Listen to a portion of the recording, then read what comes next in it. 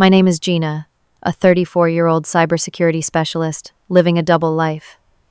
Most of my coworkers at Horizon Systems think I just write code and fix vulnerabilities. They have no idea I actually work for a government agency. I was sitting in our weekly team meeting when my manager James suddenly stood up, his face serious. Gina is under internal investigation for data breaches, he announced to the room. Everyone turned to stare at me, eyes wide with shock. I felt strangely calm as I reached for my phone. Before I continue with what happened next, drop a comment letting me know where you're watching from, and hit that like and subscribe button. Trust me, you'll want to see how I exposed a corporate spy in our midst. 6 months earlier, I was working late in my small apartment, the glow of multiple monitors illuminating stacks of cybersecurity textbooks and certifications. My phone buzzed with an unknown number. Normally, I would let it go to voicemail, but something told me to answer. "Is this Gina Andrews?" a woman's voice asked. "Yes, who's calling?" I replied, closing my laptop. "This is Director Patricia Walsh from the Federal Bureau of Investigation Cyber Division. We'd like to discuss a potential opportunity with you." That call changed everything. With my background in digital forensics and network security, I had caught the attention of the FBI's specialized cyber division. They needed someone with my skills for a delicate assignment to work undercover at Horizon Systems, a tech company suspected of being infiltrated by corporate spies. Horizon Systems had several high-level government contracts, including defense systems. The FBI had evidence suggesting sensitive information was being leaked to international competitors, but they couldn't pinpoint the source. My job would be to pose as a regular employee while quietly investigating from within. 2 weeks later, I walked through Horizon's gleaming glass doors for my first day. The lobby featured sleek, minimalist furniture and a massive digital display showing the company's achievements. My official title was Senior Network Security Specialist, and on paper I worked directly for Horizon. In reality, I reported to Director Walsh at the FBI. "Welcome to the team," said James Reynolds, my new supervisor, with a firm handshake. He was tall with perfectly styled dark hair and an expensive watch that he checked frequently. "We're excited to have someone with your credentials join us." James gave me a tour of the facility, introducing me to my new colleagues.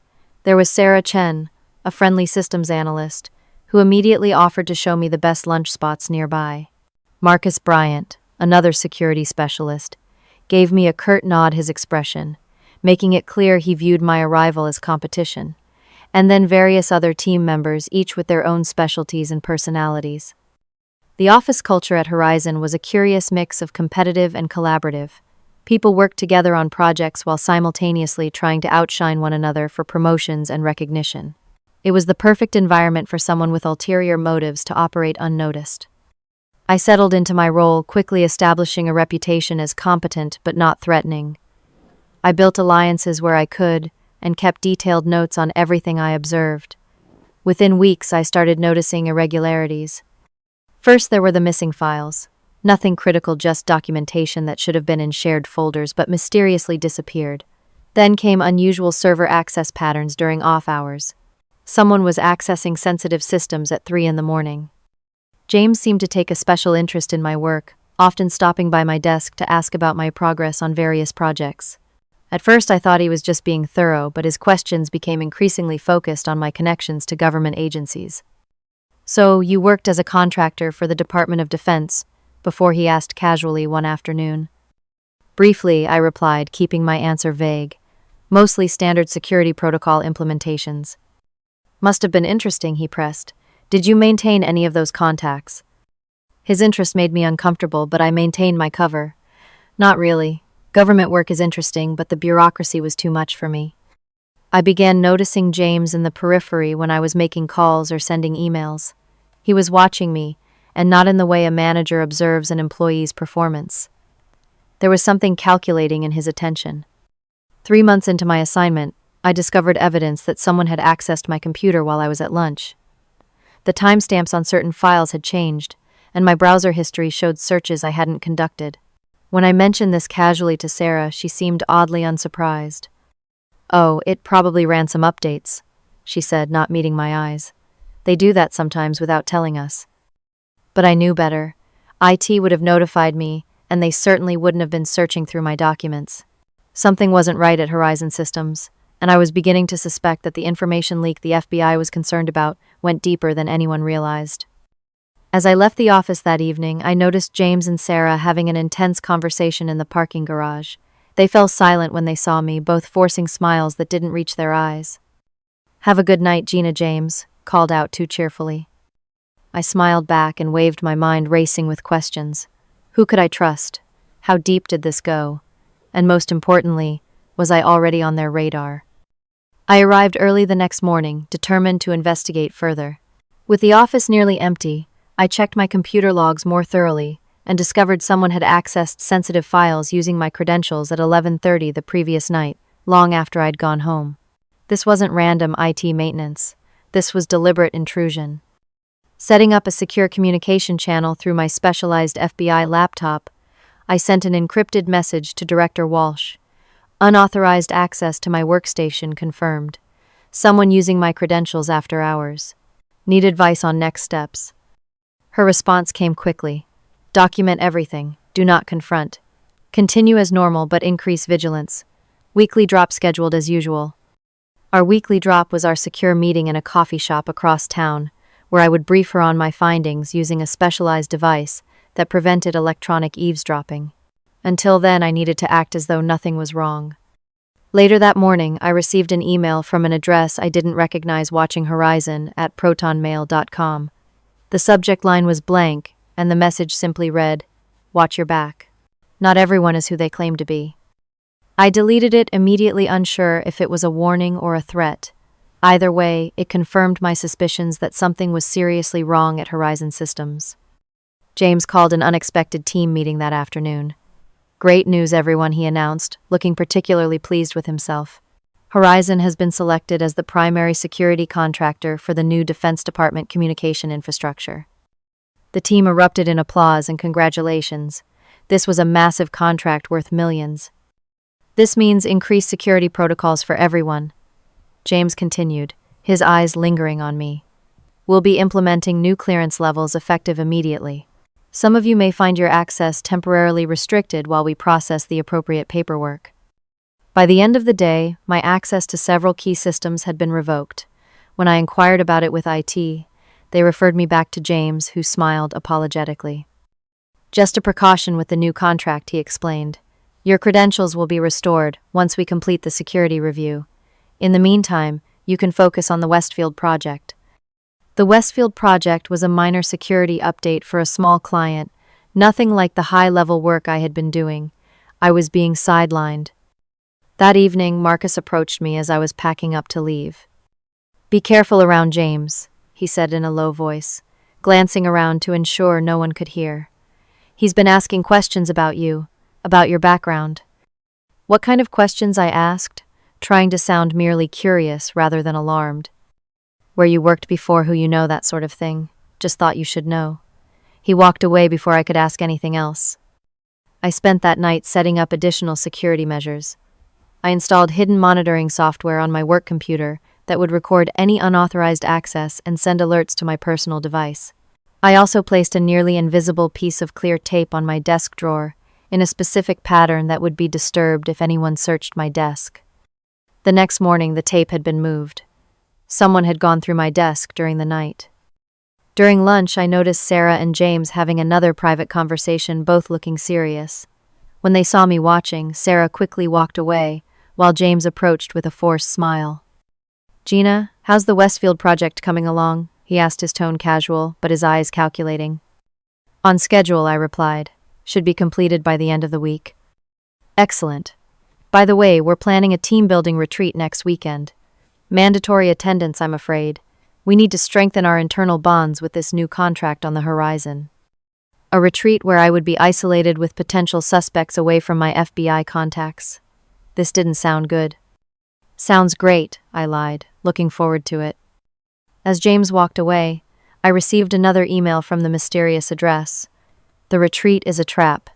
They know." My heart raced as I deleted the message. Who was sending these warnings? Could I trust them? And most importantly, how much did James, and possibly others, know about my true purpose at Horizon? I needed to speak with Director Walsh immediately, but I couldn't risk making contact outside our scheduled meeting. For now, I would have to continue playing my role while gathering as much evidence as possible. The game had become dangerous, and I was increasingly certain that James Reynolds was not who he claimed to be. With the retreat approaching, I needed to ensure Director Walsh knew my concerns. During our scheduled meeting at the coffee shop, I slid a USB drive across the table to her, while pretending to show her vacation photos on my phone. James and possibly Sarah are involved, I said quietly. They've been watching me, restricting my access and searching my desk. The retreat feels like a setup. Director Walsh nodded almost imperceptibly.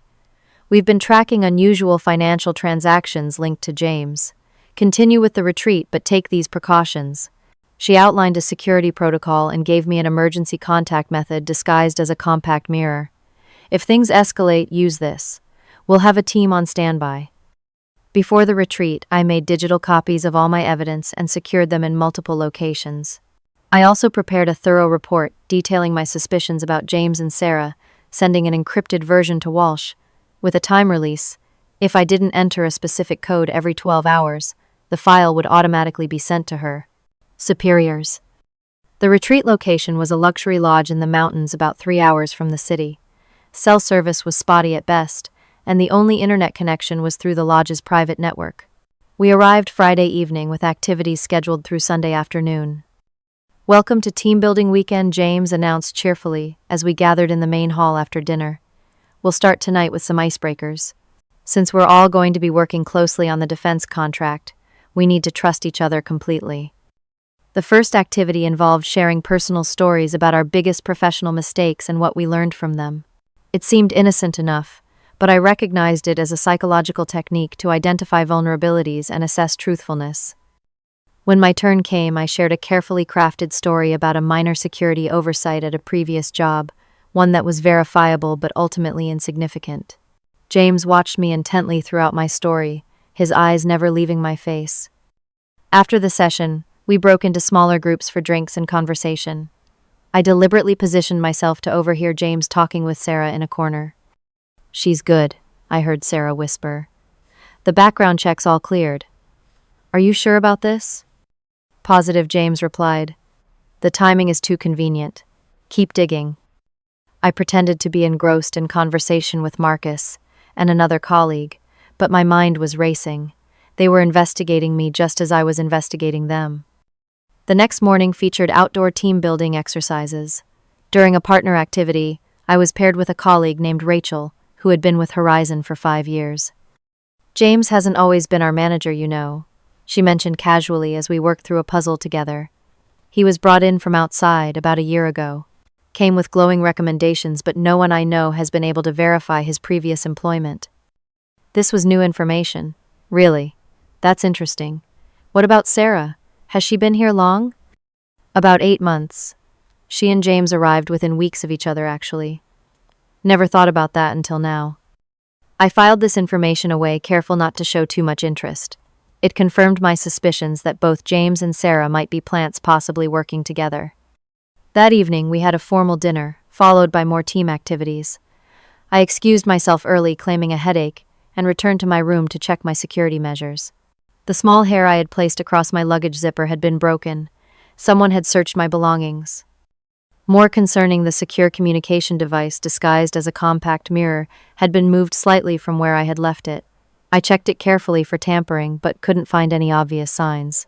Still, I couldn't risk using it now. I sat on the edge of the bed, weighing my options.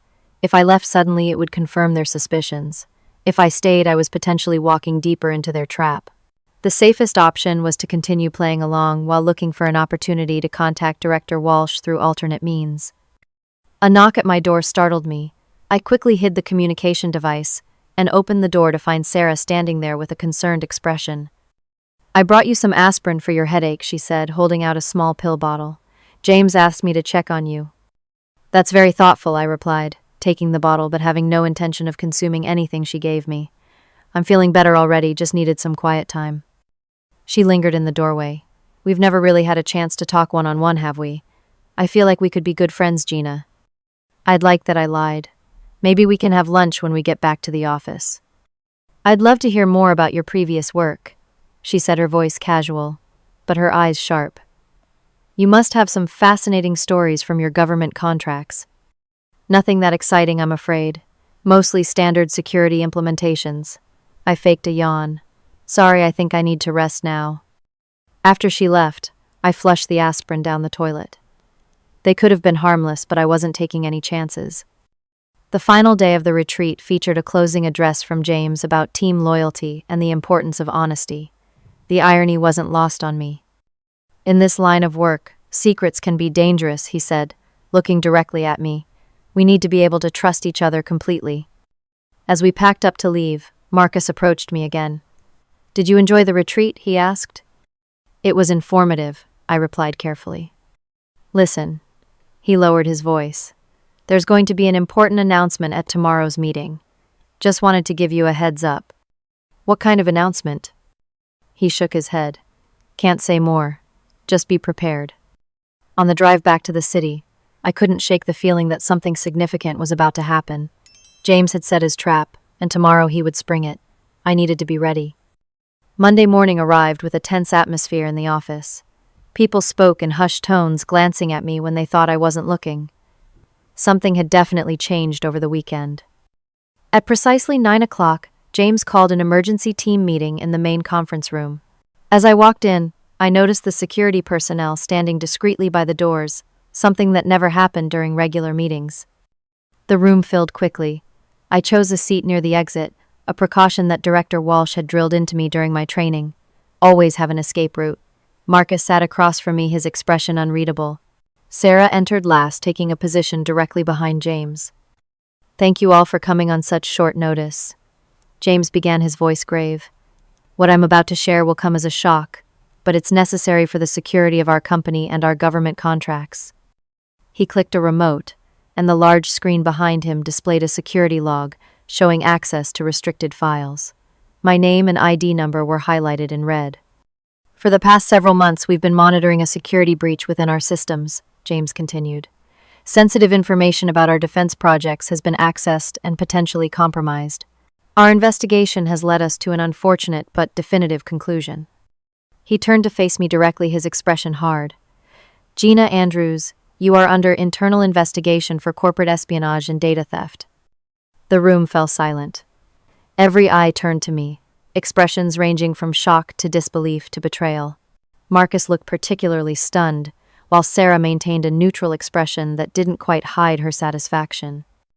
James clicked the remote again, and more evidence appeared on the screen, timestamps of file access emails, supposedly traced to anonymous accounts, and even a grainy photo of someone who vaguely resembled me meeting with an unidentified person. The evidence is conclusive, James declared. Miss Andrews has been systematically accessing restricted information beyond her clearance level and transmitting it to outside parties. Given the nature of our contracts, this constitutes not only a breach of company policy, but potentially an act of treason. He gestured to the security personnel who began moving toward me. We'll need you to surrender your company devices and access credentials immediately. The authorities have been notified. I remained perfectly still, analyzing the situation. The evidence James presented was convincing to the untrained eye, but clearly fabricated upon closer inspection.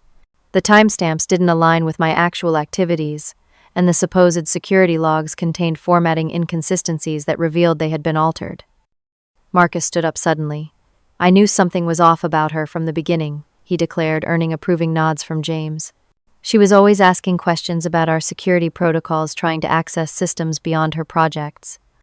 This betrayal stung, even though I understood Marcus was likely just protecting himself. Sarah remained conspicuously quiet, watching the drama unfold with calculating eyes. The security personnel were now directly beside my chair. Miss Andrews, please come with us, one of them said firmly. I looked around the room, taking in the faces of my colleagues one by one. Some looked angry, others confused, a few even seemed sympathetic. This was the moment James had been building toward, the perfect trap to discredit me before I could expose him. But he had made one critical miscalculation. With deliberate calmness, I reached for my phone. The room tensed, security officers stepping closer, perhaps thinking I was reaching for a weapon or attempting to delete evidence. What are you doing? James demanded, a flicker of uncertainty, crossing his face for the first time. Making a phone call, I replied simply, my voice steady. I dialed a number I knew by heart and put the phone on speaker. Federal Bureau of Investigation Director Walsh speaking, came the crisp response. Director Walsh, this is Agent Gina Andrews, badge number 74389. I'm invoking Protocol Sunflower. My cover has been compromised at Horizon Systems. James's face transformed from smug certainty to shock to barely concealed panic in the span of seconds. Sarah took an involuntary step backward, her hand moving subtly toward her bag. Understood, Agent Andrews. Director Walsh replied. Security team is en route. ETA 3 minutes. Maintain position and secure any suspects if possible. I stood up slowly, pulling my FBI badge from my inner jacket pocket. James Reynolds and Sarah Chen, you are being detained on suspicion of corporate espionage and attempted framing of a federal agent. I suggest you both remain exactly where you are until my colleagues arrive. The room erupted in chaos. People jumped to their feet, exclaiming in shock and confusion. The security personnel, clearly not in on James's scheme, looked completely bewildered, unsure who they should be restraining. This is absurd, James sputtered, but the confidence had drained from his voice. She's lying. She's the spy. Sarah made a sudden move toward the door, but I was faster. Stop right there, Sarah.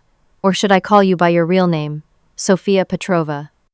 She froze, her expression confirming what we had suspected all along. She wasn't who she claimed to be. For the past 6 months, I announced to the stunned room I've been working undercover for the FBI's cyber division investigating a suspected infiltration at Horizon Systems. What I discovered was an elaborate operation to steal classified defense technology led by the 2 people who tried to frame me today. I turned to face my shocked colleagues. James and Sarah, or whatever their real names are, have been systematically extracting information about the Defense Department Communication Infrastructure Project. They've been selling this intelligence to foreign competitors, compromising not just Horizon's business interests, but national security. Within minutes, the conference room doors burst open as FBI agents flooded in, led by Director Walsh herself. James and Sarah were quickly handcuffed and separated for questioning. Good work, Agent Andrews, Director Walsh said loud enough for everyone to hear. Your cover can be considered officially blown. As James was led away, he glared at me with pure hatred. You'll regret this, he hissed. I simply watched as he was escorted out, feeling a complex mix of relief, vindication, and exhaustion. The charade was finally over. The next few hours were a whirlwind of activity. The FBI secured the building, confiscating computers and documents as evidence. My colleagues were sequestered in various rooms for questioning, trying to determine who else might have been involved in the espionage operation. I sat in what had been James's office with Director Walsh, debriefing her on everything that had happened during the retreat and this morning's confrontation. Your instincts were spot on, she said, reviewing my notes. James Reynolds is actually Dmitry Volkov, a known industrial spy who's worked for several foreign intelligence services. He's been on our watch list for years, but always managed to stay one step ahead. And Sarah, I asked. Sofia Petrova, as you correctly identified. Russian intelligence with specialization in technical infiltration. They're part of a larger network targeting American defense contractors. Your work here has given us our biggest break in this case in years. A knock at the door interrupted us. It was Marcus, looking both sheepish and shaken. The agent said I could speak with you, he said hesitantly. I just wanted to say, I had no idea about any of this. I thought you were a spy, I finished for him. Well, I was. Just not the kind James wanted everyone to believe. He winced. I'm sorry for what I said in that meeting. I was trying to protect myself. I understand, I replied, and I did. Fear makes people do things they later regret. What matters is that the real threats have been neutralized. After Marcus left, Walsh handed me a tablet, showing security footage of Sarah's desk being searched. We found something interesting, she said, playing a video clip. It showed Sarah accessing a hidden compartment in her desk drawer, removing what appeared to be a specialized flash drive. That's an RFID skimmer, I noted. High-end model, too. She must have been using it to clone access cards. Exactly. And we found evidence she'd accessed nearly everyone's workstations after hours. The amount of data they've stolen is substantial. The investigation revealed that James and Sarah had been carefully building their cover at Horizon for nearly a year before I arrived. They had strategically positioned themselves to gain access to the Defense Department contract, knowing it would be worth millions on the black market. By late afternoon, most of the immediate security concerns had been addressed.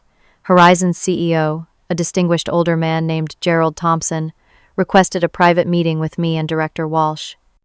"I can't thank you enough for uncovering this breach," he said, looking genuinely distressed. "The damage could have been catastrophic if they'd succeeded in stealing the complete defense communication specifications." "That was precisely why we inserted Agent Andrews into your organization," Walsh explained. "We had intelligence suggesting an infiltration, but needed someone on the inside to identify the culprits." And to think I had complete confidence in Reynolds Thompson's side. His credentials seemed impeccable. "That's what makes these operations so dangerous," I said. "They invest significant time and resources into building convincing covers." James, or Dimitri rather, had references from 3 different technology firms, all of which checked out. "Because they were all fabricated by the same network," Walsh added. "It's an elaborate system designed to place operatives in sensitive positions." Thompson turned to me with a serious expression. "Miss Andrews, or Agent Andrews, I suppose. Would you consider staying on at Horizon in an official capacity? We clearly need someone with your expertise to rebuild our security protocols." I exchanged glances with Director Walsh. We had discussed this possibility before. "That's something we can certainly discuss," Walsh replied diplomatically. "For now, let's focus on securing your systems and determining exactly what information may have been compromised." As the day wore on, I found myself back at my desk, now surrounded by FBI technical experts who were using my computer as a base for their investigation. Colleagues stopped by periodically, some to apologize for believing James's accusations, others simply curious about my real identity. "So you were never really a Horizon employee?" asked Rachel, the woman who had unwittingly given me valuable information during the retreat. "In a manner of speaking, I was," I explained.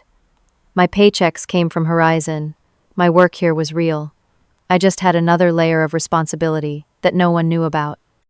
"That must have been incredibly stressful," she said, "living a double life like that." She had no idea. The constant vigilance, the careful balance of building authentic relationships while maintaining necessary distance, the perpetual analysis of every conversation for hidden meanings or traps. It had been exhausting, but also exhilarating in its own way. By evening, the initial chaos had subsided into a more organized investigation. The FBI had established a temporary command center in one of the larger conference rooms, with agents coming and going as new information emerged. Director Walsh called me in for a final briefing before I headed home for some much-needed rest. "We've detained 3 more individuals from different departments," she informed me. "Junior employees who were recruited by James and Sarah to provide specific access or information. They claim they didn't know the full extent of what they were involved in." "Do you believe them?" I asked. She shrugged. "Perhaps. People can rationalize almost anything if the price is right. The important thing is that the primary operators have been neutralized." As I gathered my things to leave, I paused by what had been Sarah's desk. It looked strangely normal, a half-finished cup of coffee, still sitting next to her keyboard. How easily people can hide their true intentions behind everyday objects and routine behaviors. The weight of the past 6 months finally hit me as I drove home. The constant pretense, the strategic relationships, the perpetual vigilance, all of it had taken a toll that I was only now beginning to feel. But beneath the exhaustion was a profound sense of accomplishment. We had prevented a major security breach, one that could have had serious implications for national security. As I pulled into my apartment complex, my phone buzzed with a text from Director Walsh. "Well done, Agent Andrews. Get some rest. Debriefing tomorrow at 9. For the first time in months, I could sleep without worrying about maintaining my cover. The mission was complete, and the truth was finally out in the open. The next few weeks were a blur of debriefings, evidence reviews, and system security overhauls. Horizon Systems became ground zero for one of the most comprehensive corporate security investigations in recent FBI history. I arrived at Horizon each morning to find teams of forensic analysts combing through servers, workstations, and physical files. The scope of James and Sarah's operation proved even more extensive than we initially thought. "They had backdoor access to virtually every system," explained Tony, the lead FBI cyber analyst, showing me a complex diagram of compromised networks, and not just at Horizon. They used your company as a jumping-off point to infiltrate at least 3 other defense contractors. The revelation sent shockwaves through the industry. Emergency security protocols were implemented across dozens of companies with government contracts. My role shifted from undercover agent to security consultant, helping to identify vulnerabilities and strengthen defenses. My relationships with colleagues underwent a strange transformation. People who had barely noticed me before now watched with fascination when I entered a room. Some kept their distance, uncomfortable with the revelation that I had been essentially spying on them, even if for legitimate reasons. Others seemed almost starstruck, peppering me with questions about FBI work that I mostly couldn't answer. Marcus approached me in the break room one afternoon looking nervous. "Got a minute?" he asked, fidgeting with his coffee cup. We sat at a table in the corner, away from curious ears. "I've been doing a lot of thinking about everything that happened," he began. "I was a real jerk to you, especially during that last meeting." "You were manipulated," I said. "James spent months cultivating your distrust of me. That's what people like him do, they find insecurities and exploit them." He nodded slowly. "I guess I was an easy target. Always worried about competition, about being replaced by someone better." He looked up at me. "But that's no excuse for turning on you like that. I just wanted to say I'm sorry and I admire what you did. Takes guts to walk into a situation like this alone." It was a surprisingly sincere apology, and I appreciated it more than I expected to. "Thanks, Marcus. That means a lot." Later that week, I was called to a meeting with Horizon's executive team and Director Walsh. The company's CEO, Gerald Thompson, had a proposal. "We'd like to create a new position," he explained, sliding a folder across the table to me. "Chief Security Officer, reporting directly to me. Complete authority to rebuild our security infrastructure from the ground up." He paused. "We want you for the job, Agent Andrews." I glanced at Director Walsh, who gave a slight nod. "We've discussed this with your superiors," Thompson continued. "They're willing to consider a joint appointment, allowing you to maintain your FBI credentials while working primarily for Horizon. It would give us the benefit of your expertise and give the Bureau ongoing visibility into our security posture." It was a tempting offer. The salary was substantial, and the challenge appealed to my professional instincts. But there were complications. "I appreciate the offer," I said carefully, "but I need some time to consider it. This assignment has been intense. Before I commit to anything new, I need to process everything that's happened." Thompson nodded understandingly. "Of course, the offer remains open. Take the time you need." The pressure of maintaining a double identity for 6 months had taken a psychological toll that I was only beginning to understand. I found myself checking for surveillance even in my own apartment, second-guessing casual conversations, analyzing innocent comments for hidden meanings. The habits of suspicion were hard to break. I discussed these feelings with the FBI psychologist during my mandatory post-operation assessment. "What you're experiencing is completely normal," Dr. Brenda Mitchell assured me. "Deep cover assignments create a particular kind of stress. You've been living in a state of constant vigilance where trust is a liability. That mindset doesn't disappear overnight." "Will it ever go away completely?" I asked. She smiled sympathetically. "With time and conscious effort, yes. The hypervigilance will fade. But certain instincts, certain ways of reading people and situations, those might stay with you. They can actually be valuable in the right context as long as they don't control your life." Meanwhile, the case against James and Sarah continued to build. The FBI had uncovered offshore accounts containing millions of dollars payments for the information they had stolen. Their network of contacts spanned multiple countries and organizations. I was called in to review transcripts of their interrogations, searching for any references or codes that might reveal additional accomplices or compromised systems. James remained defiant, refusing to cooperate, but Sarah had begun negotiating for leniency in exchange for information. Her revelations led to the identification of 3 more operatives in different technology companies. The media caught wind of the story, though most of the sensitive details were kept confidential. Headlines about foreign spies infiltrating defense contractors appeared on news sites and television programs. Though my name was kept out of the reports, I received numerous interview requests that Director Walsh promptly redirected. "The last thing we need is to make you a public figure," she explained. "Your effectiveness depends partly on your anonymity." I agreed completely. The attention was uncomfortable enough within Horizon. I had no desire to extend it further. 6 weeks after the arrests, I was scheduled to testify at a closed hearing about the case. The night before, I met with the prosecuting attorney, a sharp woman named Lydia Hernandez. "Your testimony is crucial," she explained as we reviewed my prepared statement. "You provide the narrative thread that connects all the evidence. Without your first-hand account of their behavior and actions, we'd have a much weaker case." "Will I have to face them in court?" I asked, the thought of seeing James and Sarah again causing an unexpected surge of anxiety. "Eventually, yes," she confirmed. "But not tomorrow. This is just a preliminary hearing to establish probable cause for the espionage charges." I nodded, pushing down the unease. This was part of the job, seeing cases through to their conclusion. That night, I stood on the balcony of my apartment, looking out at the city lights. My phone buzzed with a text from Director Walsh. "Decision time. Thompson called again about the CSO position. Meeting tomorrow at 3 to discuss options." I took a deep breath of the cool night air. 6 months ago, I had walked into Horizon Systems as an undercover agent with a clear mission. Now I had to decide what came next, both professionally and personally. The experience had changed me, in ways I was still discovering. The question was whether those changes would define my future, or simply inform it. Whatever I decided, I knew one thing with certainty: I had faced one of the most challenging assignments of my career and succeeded. James and Sarah had underestimated me, assumed they could manipulate and frame me when I got too close to the truth.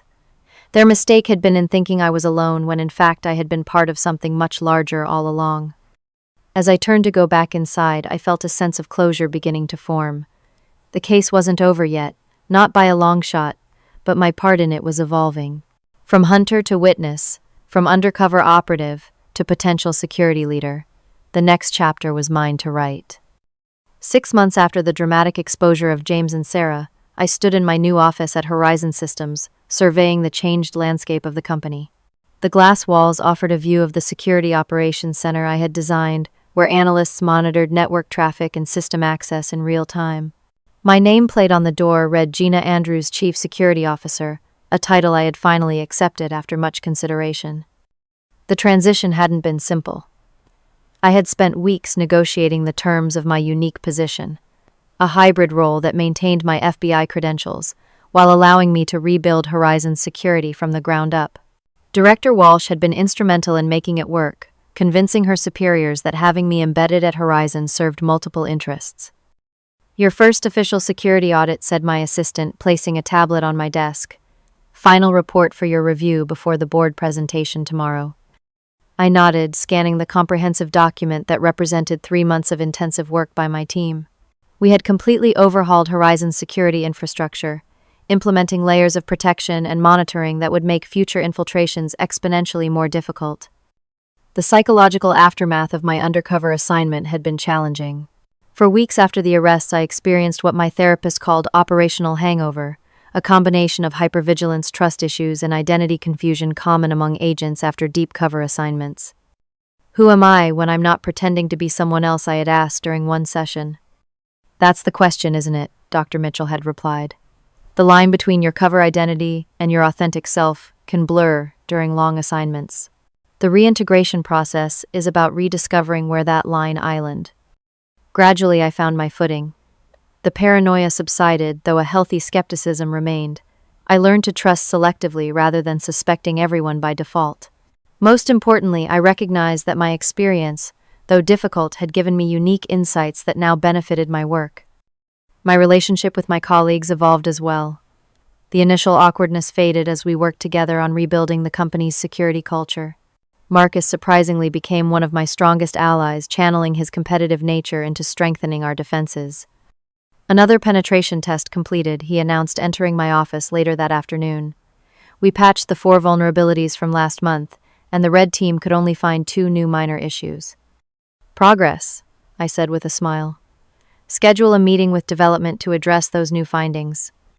After he left, I turned to the framed newspaper clipping on my wall. It was from 3 months ago, the day James and Sarah were convicted of espionage and theft of trade secrets. The headline read, "Industrial Spies Sentenced to 20 Years. Their network had been largely dismantled, though Director Walsh reminded me periodically that others would inevitably take their place. The game of cat and mouse never truly ended. My phone buzzed with a text from Walsh indictment unsealed in the Singapore case. 3 more arrests. Your testimony made the difference. I had testified in several related cases over the past months, helping prosecutors connect the dots between various operatives and their handlers. Each successful prosecution brought a sense of completion, closing another chapter of the complex story that had become part of my life. That evening, I led a security awareness training for New Horizon employees. Looking out at their attentive faces, I felt a responsibility to share what I had learned without creating unnecessary fear. Security isn't just about technology, I told them. It's about people. The most sophisticated firewall in the world can't stop someone from simply asking for your password and making it sound reasonable. Trust your instincts when something feels wrong. After the session, a young programmer approached me. "Is it true you were undercover FBI here for 6 months before catching the spies?" she asked eagerly. I smiled. "That's the short version, yes." "That must have been so exciting," she continued, "like being in a movie." "Less exciting than you might think," I replied. "Mostly it was about paying attention to details others missed, and recognizing patterns that didn't quite fit. The dramatic confrontation was just one moment in months of careful observation." As I drove home that night, I reflected on how much had changed since that tense meeting when James had accused me publicly. The fear and isolation I had felt in that moment had been replaced by a new kind of confidence, one born from having faced a significant challenge and emerged stronger. My apartment had changed too. Gone were the sparse, impersonal furnishings that had been part of my cover identity. I had gradually created a space that reflected my actual preferences and interests, a physical manifestation of reclaiming my authentic self. I settled on my couch with a cup of tea and opened my laptop to review the final security audit before tomorrow's board meeting. My phone rang, Director Walsh's name appearing on the screen. "Just checking in," she said when I answered. "Board meeting tomorrow, right?" "Nervous," I admitted. "A little. 6 months of work being evaluated." "They'll be impressed," she assured me. "The security framework you've built at Horizon is becoming a model for other contractors. In fact, that's partly why I'm calling. The Defense Department is putting together an advisory committee on industrial security. They've asked for you specifically." "Another hat to wear," I laughed. "Consider it recognition of your unique perspective. Not many people have seen these threats from both the investigative and corporate sides." After we hung up, I sat quietly for a moment, appreciating the unexpected directions life could take. What had begun as a standard undercover assignment had transformed into something far more significant, both professionally and personally. The lessons I had learned went beyond security protocols and counterintelligence techniques. I had discovered the delicate balance between necessary caution and paralyzing suspicion. I had learned that trust, while sometimes risky, was essential for meaningful connections. Most importantly, I had found that standing alone for what you know is right, even when surrounded by doubt and accusation, requires a particular kind of courage. These weren't just professional insights, but life lessons that had changed how I viewed the world and my place in it. The experience had been difficult, sometimes painfully so, but I wouldn't trade it for the safety of never having been tested. Tomorrow, I would present my security audit to the board, continuing the work of protecting Horizon from threats both external and internal. The stakes remained high, the challenges complex. But I faced them now, not as an agent playing a role, but as myself, bringing all of my experience and knowledge to bear on problems that mattered. The journey from that dramatic confrontation to where I stood now had been transformative. James had intended to destroy my credibility and neutralize the threat I posed to his operation. Instead, he had inadvertently set me on a path to greater purpose and authenticity. Sometimes the truth emerges in the most unexpected ways, and the moments that test us most severely can lead to our greatest growth. If you ever find yourself standing alone against accusations or doubt, remember that the truth has a power all its own. Trust your instincts, gather your evidence, and when the time comes, don't be afraid to make that call. Have you ever had to stand up for the truth when everyone doubted you? Share your story in the comments below. And if you found this account helpful or inspiring, please like, subscribe, and share it with someone who might need to hear it. Thank you for listening to my journey, and remember sometimes, the most important call you'll ever make is the one that reveals who you truly are.